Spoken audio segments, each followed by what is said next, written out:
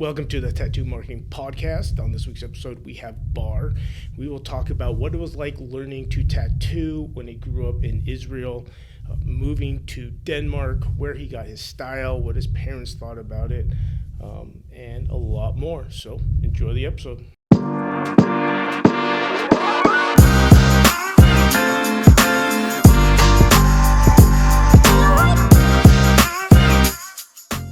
What's going on, Bar? Hey Jesse, how are you? I'm I'm good. How about sorry I'm so yourself? close. It's just that's the only place I can put my camera on, so hope it's okay. That works. That's totally fine. Perfect. Can you How's hear your me day okay? going? Yep. Day's been okay, just a slow day at work, nothing special. Just came home Yeah. about an hour and a half ago, made some food, just nice day. Got it. You're Yeah. in Denmark, right? Yeah. Yeah. I reside and work in Denmark. Yes. Got it. Is that where you're originally from? No. I'm originally from Israel, actually. And I Oh, moved to Denmark, I think, almost 2 years ago. I think in April would mark 2 years. Yeah. what? That's a big change. What Yeah. Yeah, it is. Honestly, I think I've started tattooing, I would say just shy of like 3 years ago. And I remember at the time I felt kind of not I wouldn't say uncomfortable, but like there's more outside of tattooing just in Israel, especially with the field of tattooing that I kind of wanted to approach, which is a lot of old school stuff, a lot of bold stuff, and more anime and cartoonish stuff.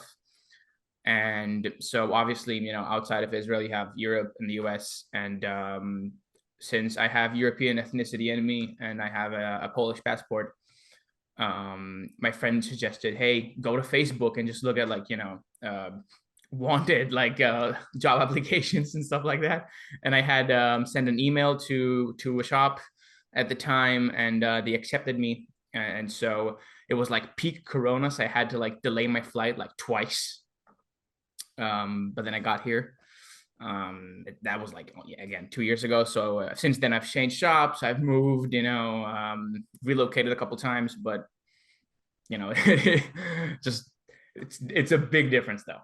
Done it I completely bet. alone. It's a big difference. Yeah. What's the weather like in Denmark right now? Yeah. So I come from Israel again, so it's a mainly hot country. Like you guys use Fahrenheit, so I think it's like mostly hovers around like 80 to 100 in Israel most of the time. Like even during winter time, like you leave um like let's say you got with friends and then it's like 10 or 11 p.m. and you're like, okay, it's a bit colder now, and no, it's like 70 degrees or like 75 degrees at like winter time during nighttime, which is That's nuts. awful. Yeah, exactly. It doesn't feel nice, and you want to like have a nice time. Yeah. And coming into Denmark, at summertime, it would get to like 85, maybe like 90. And none of the Danes are like accustomed to, like those degrees, because you only have like summertime, maybe 2 or 3 months a year. And so everyone's like, it's so hot. We're sweaty. And I remember when I moved, I moved in April. So it was like just the beginning of summer. And it was like, again, it was like, I'm going to say in Celsius because it's easier for me. It was 28 degrees, which is, I would say, closing on like 90, maybe. Maybe I'm wrong. I don't know. And everyone at the shop were like, it's disgusting. And one of my clients even sent me a message on Instagram saying, how are you able to work right now? It's so bad. And I was like wearing sweatpants. Yeah. And I was a bit sweaty, but it was like, I was okay. And I was thinking it's not that bad. And it was so bad for the other people where the shop managers just was told by the owner to just go outside and just buy fans for the shop because everyone just couldn't take it that day. And I was like, just everyone's exaggerating. There's no way. They bought 6 fans and they just placed them around the shop. And I was just, sure, man, whatever. And it does get bad. It does get bad, but it's like, yeah, you just got to get used to it for like 2 months, and then you're back into like rain and minus degrees and snow and cold weather, and you leave, and if you have a beard, it's gonna get like dewy everything, and it's very gray. But for me, I kind of like it because it's kind of serene, if you know what I mean. Like, we have those early mornings or those late nights where everything is just quiet, kind of. The atmosphere is nice. That's cool. Yeah. Yeah. I live in the middle of Washington State. So last summer it hit 117, and this winter it hit -10. So we get it all. Yeah. Exactly. Yeah. Yeah. But my brother lives in Vegas, so when he tells me, it gets hot, and then like at the nights where it's like incredibly cold, I'm like, well, damn, man, like I can't. Yeah. It's so weird in the desert. Yeah, exactly. Yeah. Yeah. That's crazy. Yeah. Um, so how did you get into tattooing? I mean, what's the culture around tattooing in Israel? Um, I mean, Israel to begin with is a young country, right? So we don't have a lot of stuff that we can culturally like associate with tattooing the same way that you can say, oh, the U.S. Navy had tattoos, or the Danish king was into tattooing like 150 years ago, or the Spanish and like the Japanese and everything. They had like even the Egyptians, right? Everyone had like these tattoos, and the culture is going like dating hundreds, if not thousands of years ago, right? Like Polynesian tattoos, and in Israel, we did have those Middle Eastern tattoos that did exist back at the times where you wouldn't really call it Israeli tattoos, right? You would just call it Mediterranean tattoos. And so those things stuck around, and there's a couple shops, there's a few shops that do focus on the tradition of that regard, which to me is incredible. I have a friend who works there, and she is an incredible tattooer, and she sticks around to really the roots and foundations. But I think that the problem with Israel being a very young country is that it also takes a lot of inspiration, I would say in quotation marks, from different countries, and mostly the US. And so it kind of tries to, become something really fast. And it comes with technology, and it comes with the culture and everything. And so the same thing applies to tattooing. It's very fast. It's very like, it just happens.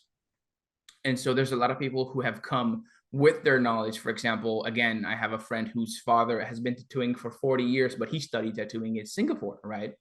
Oh, cool. And in the Philippines. And because there was nothing like of that like a serious, traditional tattooing in Israel like 50 or 60 years ago. And the guy has been tattooing for 40 years, and he passes on to his son. And that's a completely, like, that's how I view it, in the sense where it's something that is a craft. And not a lot of people in Israel consider it a craft, because they consider it to be either work or art. And to me, there's a machine builder and a tattooer called Adam Siferi from the US, and he's told me once that the essence of craftsmanship is the ability to replicate what you're trying to create, right? So it's, and then I jokingly told him also, it's basically just art science, right? Because you're just, you're doing something that you're trying to become better at, but you're just you're basically experimenting with it. And so I feel that in Israel, people don't really give it a craftsmanship title. They give it either a work or an art form, right? And then they kind of just like throw it into those directions where you have a lot of people who start ink academies, or like ink schools, or like tattoo schools, where in my opinion shouldn't exist. Or you have people that say, I've been tattooing for 20 years, I will now give me like a large sum of money and I'll teach you, right? Like private tutors or whatever. And so people say it's art, it shouldn't be something that you have to like pay for, or it shouldn't be something that you should subject to rules. And they study it off like YouTube, or they just buy a machine off Amazon, right, or off eBay or whatever, and they just do their thing. And it's very common in Israel to have both the ways, where someone would pay I'm gonna try to like put it in dollars, like around maybe $8,000 or 9,000, even 10,000, right? To have some person that they refer to as their teacher for 3 months. And then that teacher would just give them fake skin, or they would give them, tools, or a machine, and they would teach them whatever they can teach within 3 months. And then they would be like on their merry way. They would get their little photoshopped certificate saying, now you're a tattoo artist. And then they would be thrown into the deep water. And I feel like that's very, very common in Israel, because it's such a highly saturated country, because it's such a young country, and because it has such a big population for its size. So I feel like it's not the best tattoo culture, but there are a lot of people there that I do respect, that I feel like try to bring the best in the culture that they can into preserving it and maintaining it and giving it the love and, I wouldn't say affection, makes it kind of sound like a child, like that you're protecting, but like they would give it, like they give it their best, right? They truly think of it as this is what they do. And I try to come at it sometimes with the same mindset, where this is what I've been doing for the last 3 years, right? And while I've had thoughts about, maybe I should have a second job, or maybe I should, work on the side to get more money, or maybe I should um, work at two shops or whatever. Not once did I say maybe I should not tattoo. Right? That has never been like my mindset. And so that's, I feel like, in Israel, a lot of people, because it's so easy to acquire tattooing there, right? A lot of people just think of it as like a job. Like, I'll do it, I'll see how I like it. If I don't, I'll just do something else. Or they think of it as art, so they just dabble with it as a hobby, and it's like it's very all over the place. It's very chaotic. So yeah. Got it. Yeah, that seems to be very different than most of, I mean, artists I know in the US or Yeah, ones yeah, I've talked to over in Europe, where that's their life. They've known they yeah, yeah, want to yeah. do this Exactly, forever. It's exactly. not I mean, I know one or two that have dabbled in it for a few months, and that's not the majority of artists you see. Yeah, yeah, man. Yeah. And I love how you phrase it as, an art and a science, because Yeah, it really is. I mean, there's certain things you have to do, certain techniques, but then the artistic side of it is that's what makes it so beautiful. Everybody having yeah. their own style, and yeah, so I absolutely love that. When did you know you wanted to be a tattoo artist? Well, I have three older brothers, right? And the oldest is 14 years older than I am. And when I was young, like, I was maybe 8 or like 9, he already had tattoos at the time, because I don't remember him without tattoos, because my mom told me when he turned 18, so I was like 4 or 3 at the time, right? As soon as he turned 18, he got a tattoo. Like he did, he told him, as soon as I'm 18, I'm gonna get a tattoo. I'm not asking for, I don't need your permission anymore. I'm gonna get a tattoo. And then he's a Scorpio, so he got a big scorpion right here. And it still holds to this day. It's quite faded, and it's been like 20 years since, but and so he's got a big Scorpio here, and he's a metalhead. He's in a band, and he's got like this demon, like a gargoyle here, and his like really cool tattoos are like these really, like it's him, right? And so I've grown up noticing his tattoos, and he's like the black sheep of the family. I mean, not in the sense where he's like, disowned or anything, but just he was, the kid that made the most noise, and he was playing his guitar during Friday afternoons, and dad would scream at him and all the yada yada. And so I was always like, it appealed to me, the fact that you can kind of like customize your body as if you're a character from a video game, right? And then if you don't like something, change it, right? And so I knew I wanted tattoos. Like as soon as I had an understanding of what a tattoo is, I knew I wanted tattoos. And I got my first one when I was 16, because in Israel you can actually get them. I mean, I don't know how it was 20 years ago, but last few years, you can get a tattoo completely legally if you're 16 without your parents' consent. You have an ID, you get an ID from the state once you're 16, and you can just get a tattoo. And so I was 16, and my mom gave me my first one, actually, because she's not a tattoo artist, but she's a licensed cosmetician. I think that's the word in English. Okay, yeah. And so she can do like permanent makeup and stuff. And so she gave me this right here. It's these two Japanese letters. Yeah, they're facing me, which is a very big no-no in tattooing, but my mom did it on me when I was 16, and they mean art, right? And that's like my first tattoo ever. And I was a young 16-year-old. I was like, I was having so much fun with it. I was psyched. So every photo of me, I was just like this, and yeah. And over time I got, more into tattooing, but I've never really thought about it as like what I want to do until I think I was 20. Because I've always drawn all my life since I was like 5 or 6. I've always drawn. In high school, I would have notebooks, like scrapbooks, sketchbooks. I majored in art in high school, and we would have to do like certain different things. And to me, it was just drawing. Like if you had to do a specific artistic thing, like for a what's it called, an essay, not even an essay, but like the teacher says you have to do something, right? You can choose your own media. Oh, sure, I'll just draw. And my mom always thought I'll probably go to like be an animator for Walt Disney, or like go to an academy, like study art, like take it to a higher level, like do a higher art degree, right? And I always wanted to like incorporate that with video games, be a video game like art designer or like an illustrator for character creation. Forgot the exact term, but like someone who handles illustrations for characters and such. Because I've also played Dungeons and Dragons, and I've seen all of these cool character illustrations, and they always spoke to me so well. It's basically comics. So I was saying, I didn't exactly know what type of future I'm gonna have, and I remember at the time I was like just thinking about tattoos, and I just not even jokingly, but I wrote on Facebook again. If any of my friends know about anyone who's willing to take an apprentice, or is interested in like knows any tattooer that is, I don't even know how to describe it, because I don't want to say the word take an apprentice, but is looking for someone to teach, right? And a friend at the time had just sent me a message and said, "There's this guy, right? Like I visited his shop the other day. I think he might be interested in something."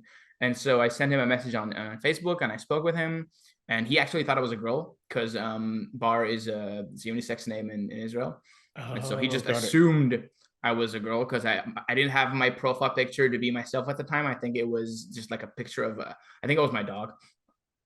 And so we texted some back and forth, and he told me to come into the shop and bring my portfolio with me and some sketches that I've done. And so I did that, and he was like ecstatic. He was, "You're 20." I think I was 21. And he was, "Yeah, you're a diamond in the rough. I'll shape you up. 5-6 years, you'll be a big name in here and in Europe." And I was like, "That's cool, man. Sounds dope."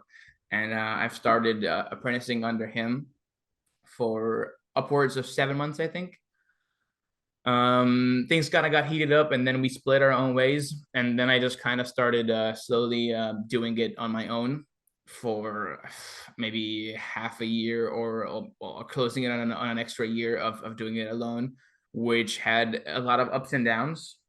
That was a period where I was like, I didn't want to quit tattooing, but I was just scared of the concept of like, where am I going to go from now? Like, what am I going to do? What's my next step? Because again, in Israel, there's not a lot of places where I wouldn't say respect, but there's not a lot of places that I feel like can provide me with like with knowledge that I want to, like specific knowledge or specific pointers, or where can I actually learn and grow from both an artistic perspective and from a tattooer's perspective, or at least in my direction, because I know those shops exist, but I also know they don't look for, they're not in the market for having at the time like a 21-year-old who's basically got nothing, just come in, we'll teach you, because those guys, an apprenticeship is all about proving your worth, and that those guys just didn't have, like, they don't care, like it's not in their head right now. They'd rather just focus on their tattooing. They don't want like a 21-year-old sitting next to them, annoying the shit out of them, like being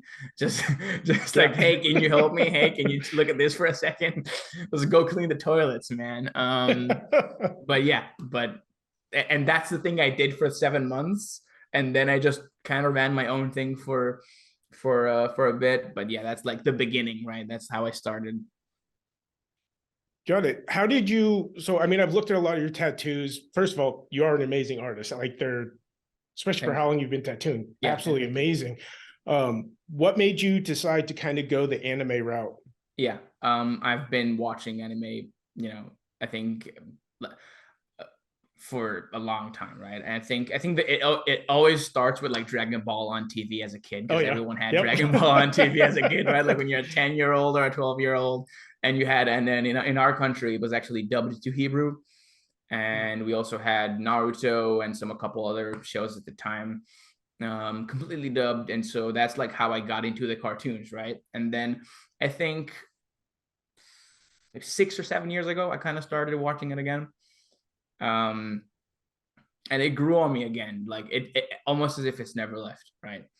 And I've always thought about how cool would it be to just have that like on me, right? Because the thing I like about anime is, or not even anime, but just the concept of having an animated too, is that because it's not a real thing, it's not gonna change its values. Like if you know, for example, there's a show called Naruto, right? Like the main character's um premise is that he never backs down on his word. He always pushes forward. He never gives up, no matter the obstacle, right? And that character's premise will never change. 10 years from now or 50 years from now, he's not gonna die. What he stands for is not gonna die, right? It's kind of like having it's the same as like a comic book character. It's the same as a video game. It's the same as a book character, right? Like Harry Potter's values are not going to change. Like what's written in the book is written in the book. Mm-hmm. And so when someone comes up to me and they tell me, "Hey, I really like this character," and they're like, they don't have doubts, but they're questioning the concept of getting like, but you're getting a cartoon character on you. Yeah, but that stands for something that you like. That's the same thing as me having like art written in Japanese, like facing me. It's for me.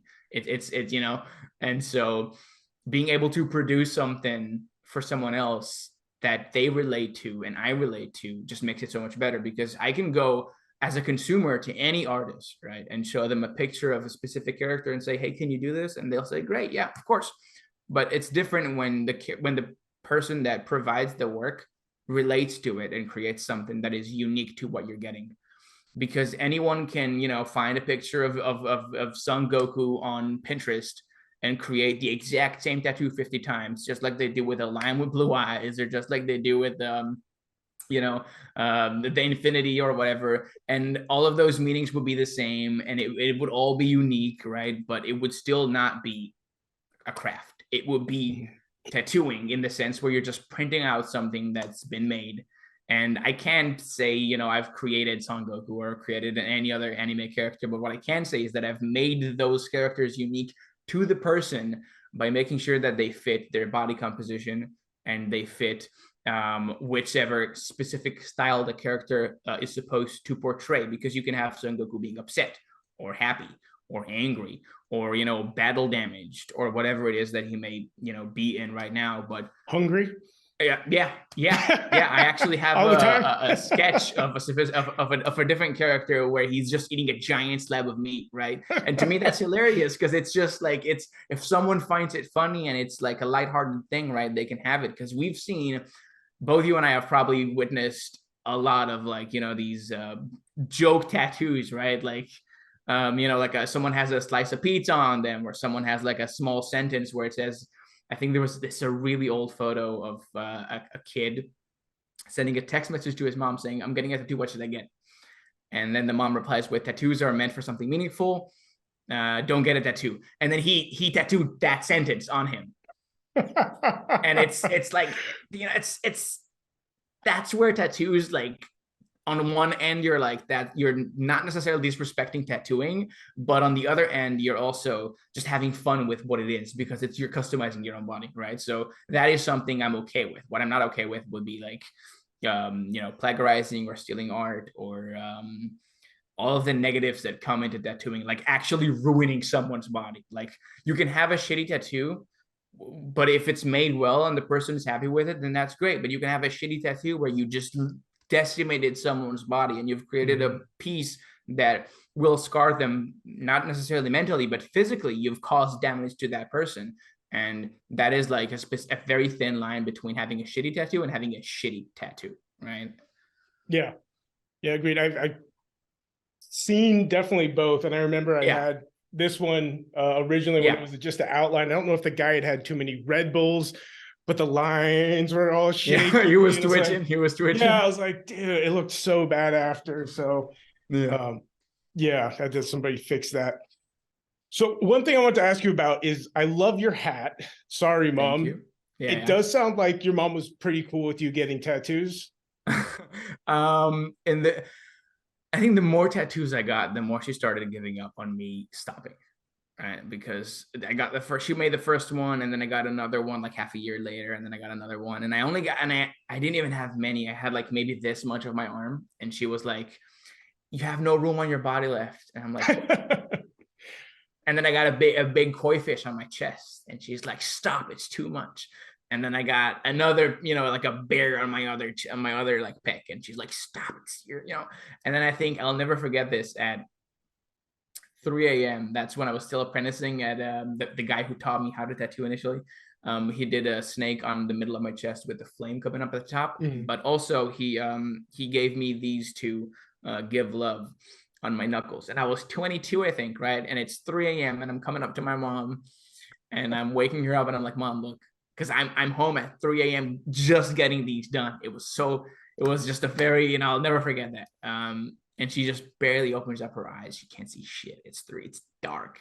And I'm just like, "Look, look." And she goes, "Oh, as long as you're happy." And she just goes back to sleep. And that's when I knew that's like what I knew. Yeah, it's at this point, she just doesn't, it's like, that's it. That's when she switched, like, and she realized it's fine. It's whatever. I can't. Yep. Yep. And I've actually tattooed her before. I've also tattooed her. And my dad continuously wants to get a tattoo. But whenever I ask him, "Okay, what do you want?" He goes like, "I don't know, help me." And then I just drop it until like he, Yeah. he's an old man. It's fine that he wants to get a tattoo, but he just, whenever I try to give an idea, he just shuts it down. So I'm just, yeah, it's fine. It's fine, Dad. It's okay. It's no worries. Yep. Sounds like pretty traditional parents. I remember in that regard, yeah. Yeah. My first two tattoos I got, my mom cried both times. And then I came back from visiting Vietnam, and I had this on my hand, and I kind of got the same thing. Hands are big. Just, hands are yeah. big. Hands are big. Yeah. Yeah. When I got these, I was wearing gloves for like a couple of days, to protect. And I had cut the fingertips of like the medical gloves just so my hands can breathe. And so she would tell me, "You look like you're a bank robber driver," because like I had gloves on, and and my friends heard it because they were just with me when she said it. And ever since then, it's become like a gag, and my friend just randomly calls me that. I'm like, "Oh, you don't have to bring it up. It's been 3 years, man. Stop." Sounds about right. Yeah.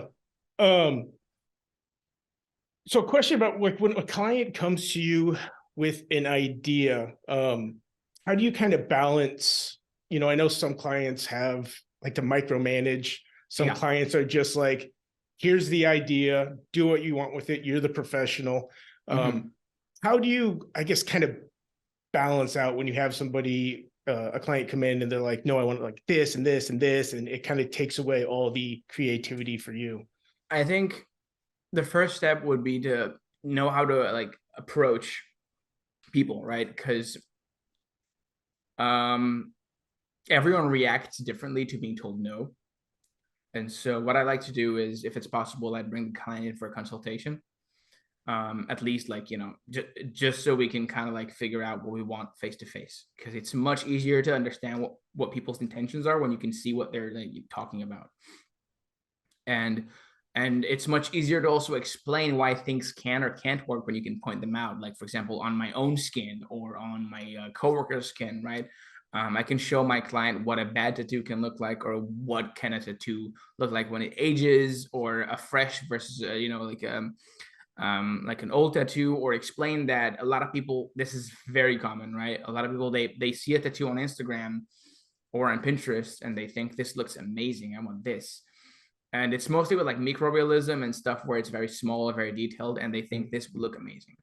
And I have nothing but respect from a technicality standpoint to those artists, but from morality, I would never do that, because I know that skin ages, and as a result, certain things can and can't work, and that's completely fine. But some clients are not aware of that, and that's also okay, because they've never been taught that. I'm not expecting someone who doesn't know something to know it. It makes no sense. And I'm not expecting them to have infinite knowledge, even if they've watched all 14 and a half seasons of Ink Master and the sequels. And, I don't know what other tattoo shows there are on the planet, but, and so kind of just trying to explain why things happen. makes it so much easier for a client to understand why things are not possible. Because if you tell a client no, or even a kid, right? If you tell a kid no, he'd ask why. Right? It's the most basic human thing to do, is to wonder why. And so if you give someone a good answer, then they have no reason to not accept it. And if they don't accept it, you don't work with them, right? Because if I tell you, hey, I can give you this tattoo, and you say, well, no, that's not what I wanted. I wanted to get this tattoo. And I can tell you, okay, that's great, but I don't do these tattoos because A, it's not my style. B, I'm not proficient enough at it. Or C, the style will simply not look good on you. And it's not on me to provide, because I'm the one tattooing you. I don't want to have the responsibility, or, to bear on my shoulders to have you get something that in 5 years from now, you're going to cover it up and then you'll be stuck with a bigger tattoo that you didn't want, or paying laser bills, or just, maybe not doing anything and then just being upset about having a bad tattoo. And so kind of just having a good explanation process, to me, is the most valuable thing when it comes to a client who's clueless, right? Because then they'll kind of get filled in on what to do, what not to do, what to expect. And then they kind of, most of the time, they would kind of relax. And if they don't, but they have an idea that's okay, I'll probably just go with their idea too. Because sometimes clients just have an okay idea. And, if they want a tattoo that doesn't look amazing, I can still provide them with that service. But I'll just let them know what is possible, what I can provide. And if they tell me, no, that's okay, I don't want it to look like this big or this detail, I just want it simple. And I tell them that's completely fine, And then if they return to me 2 or 3 years later to change it up, that's also okay. Or if they come to me 2 months later and they tell me, let's add on to this, and I can say, well, we can, but now that we have this specific thing, we'll have to adjust a lot of stuff around it. And then they'll understand, okay, now I understand why I have to trust the artist when he tells me specific things. It's a lot of trial and error, really. Oh yeah, definitely. Knowing people and how to talk to them is huge. Yeah. So, I mean, like I said, your art is absolutely amazing. Where do you want to be in 10 years? You want your own studio, or do you have a 5-year, 10-year plan, or? Oh man, I think it's rough, because I would say a lot of tattoo artists don't have that, because the concept of tattoo artistry is it's such a big you never know what it's a very high risk business, right? And right now in Denmark, which is a part of the EU specifically, some inks are being banned, pigments are being banned right now due to the REACH regulations. So there's a lot of talk going around. What if tattooing is completely illegal within 5 years, right? So I can't say that I know what I'm gonna do, assuming everything goes well, right? Everything is just doing perfectly fine, and I have my clientele and my business is booming. Then hopefully I do want to be able to either own a shop or be part of a shop where I feel as if I am comfortable enough to the point where I can do what I want. I can handle my things. I feel like I don't go to work. I go to do what I want to do. And sometimes you have better days and sometimes you have, worse days, and that's completely okay. But I definitely feel like 5 to 10 years from now, I would probably still want to be able to just have freedom, in the sense where I am not necessarily my own boss, but I'm controlling of what I produce, and I'm happy to be able to produce it and make a living off of it. It's a good answer, man. I like it. It's a rough answer, though. Yeah. It's a rough answer. I don't know what I want to do in 10 years. So yeah, I don't know. if I can still tattoo, I'm good. Yeah. That's the short answer, right? It's yeah. I'll let you go here pretty soon, man. I know I've had you for about 40 minutes. I am curious though. You talked about inks being banned is it the UK or? No, it's in the entirety of Europe. Really? Yeah, the entire continent of Europe. Yeah. Whoa. Yeah. What's the reasoning behind that, or what are? So from an average Joe's perspective, me included, it's just a lot of just baloney, right? It's because They claim that specific pigments in ink are cancerous or they're dangerous for you. Mm. And you can have severe allergic reactions to it and whatnot. Honestly, I haven't even paid attention to the entirety of what their accusations are because of how false it sounds. Because in the history of tattooing, I don't think there's been one recorded scenario where someone died of tattooing or like, had like a severe reaction to it. Of course, you can be allergic to heavy metals or you can be allergic to certain stuff, but that's like saying, I'm allergic to there are people out there who are allergic to strawberries. Let's ban all strawberries. Or the easiest one to think of is cigarettes and alcohol, and like there's so many things out there that are way worse than tattoos and pigments that are completely legal. So why not just say, okay, you want to get a color tattoo? Sure, be 18 and up, be 21 and up. I don't know, sign a waiver form, right? Something. Because what they did was that they have changed the regulation of like how much metal or a certain substance has to be within the pigments to the point where it's so low that it's practically impossible to create that pigment or that ink without having the pigment in it. So essentially the pigment is banned. Whereas in Australia or in the UK, the amount of pigment regulation is higher. So it's still possible to create that pigment. It's still possible to create that ink. Whereas now it's not. It's they've completely banned out blue and green. And there is only one blue pigment in the entirety of pigments of tattooing that's been used. There's no single blue. It's called blue 15. It's the only blue, right? And as soon as that's been banned, 14% of all tattoo inks cannot be made anymore, at least not legally, right? Yeah. So that may, yeah, and then you add the green one on top, and then like half your palette is pretty much almost gone. And then you have to figure out how to work with it, or you have to figure out these new inks, are they viable, are they okay for the skin, will they stand the test of time? Because now you're dealing with a new product, and the only way to see if it works isn't to see a month heal, it's to see a 30-year heal, right? Will people react to it the same way? Because my biggest concern was when I saw one of those small bottles, right, and I compared it to an old one, and I looked at the ingredient list. The old one had like 5 ingredients. It was pigment, isopropyl alcohol, glycerin, water, and then I think just another type of pigment, or sometimes acrylic. But not all inks have acrylics in them to begin with. But those were like the 5 or 4 ingredients: water, glycerin, isopropyl alcohol, and pigment. That's like the big 4, right? And then the other one had like it was a grocery list, man. I can't even name 5 because it was like half the bottle was just covered in like big words.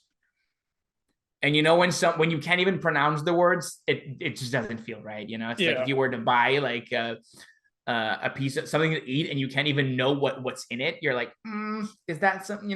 That's kind of, Yeah. How safe is it, or like how good is it? Because at the end of the day, it's probably just politics and money, because they want to be able to. Tattooing is so Freemasony in the sense that how can you truly look over tattooing, or like police tattooing, or control it? Sure, just ban it, right? if you can't do it, you don't need to control it, right? And so that, I think that's what they're thinking, like in terms of like the big politic heads at the top or whatever. That's how I view it. Which is, yeah, probably correct. That's usually what it's about. Something. Yeah. That does seem fairly crazy. I've been to Europe a couple of times, and everybody everywhere smokes cigarettes.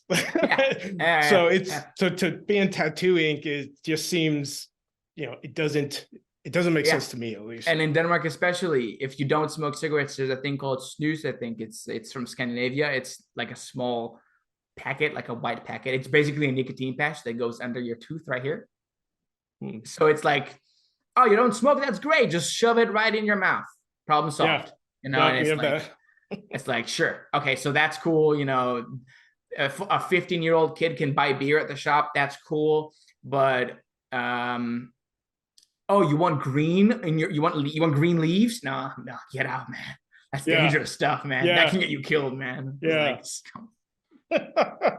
It's just that does not make sense. Yeah, that's crazy. I didn't know that.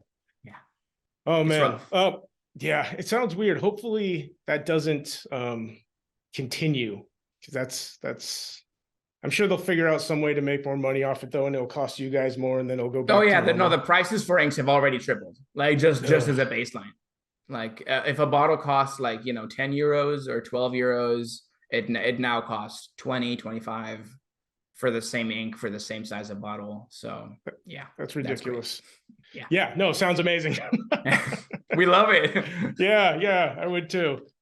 All right, man. I'll let you go real quick if you don't mind. Yeah. Take a picture. Sure. I guess. Awesome. Thank you, sir.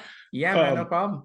It I was really do great. appreciate it, man. I had a lot of fun and learning some stuff, man. I didn't actually know you were originally from Israel, so that was a cool story. Thank you so much. It's been great. Yeah, I'll send you a copy and a couple other things, and yeah, man, I appreciate it. Thank you. Yeah, thank you. Have a good one. You too. Bye.